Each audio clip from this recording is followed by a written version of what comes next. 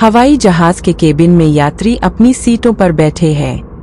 कुछ पढ़ रहे हैं, कुछ फोन पर व्यस्त है और कुछ नींद ले रहे हैं। हल्की सी झहलाहट महसूस होती है।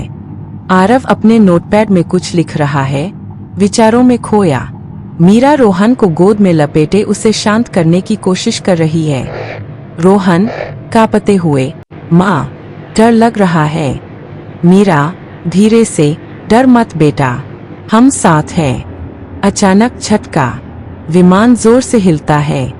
अलार्म बस उठते हैं। पायलट की आवाज इंटरकॉम में, सभी यात्रियों से अनुरोध है, सीट बेल्ट बांध लें, हम आपातकालीन लैंडिंग कर रहे हैं।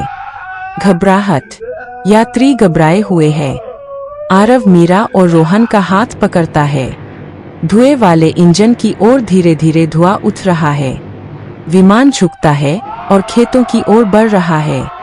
डर और भावनाएं, चीखें, प्रार्थनाएं और रोने की आवाजें गूंज रही है। राजेश फोन पर फुसफुसाते हुए, अगर ये आखिरी मौका है तो मैं बस बताना चाहता हूँ कि मैं तुमसे प्यार करता हूँ।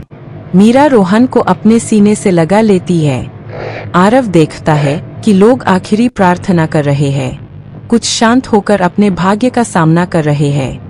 विमान की गिरावट, प्लेन 171 तेजी से जमीन की ओर गिरता है। हवा की तेज आवाज और झटके के साथ यात्रियों की चीखें केबिन में गूंजती है। क्रैश, विमान जमीन से टकराता है। धुआं, आग और धूल चारों ओर फैल जाती है।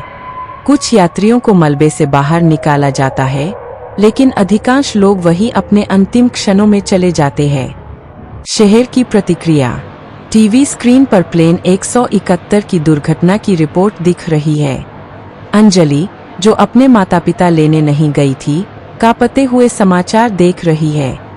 अंजलि, धीरे से, हर पल अनमोल है। आज जो हमारे पास है उसे पूरी तरह जीना चाहिए, कल कोई गारंटी नहीं।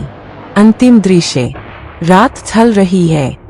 खाली मैदान पर उठता धुआं और बुझती हुई आग जीवन की नाजुकता और अस्थिरता की कहानी बयां कर रहे हैं।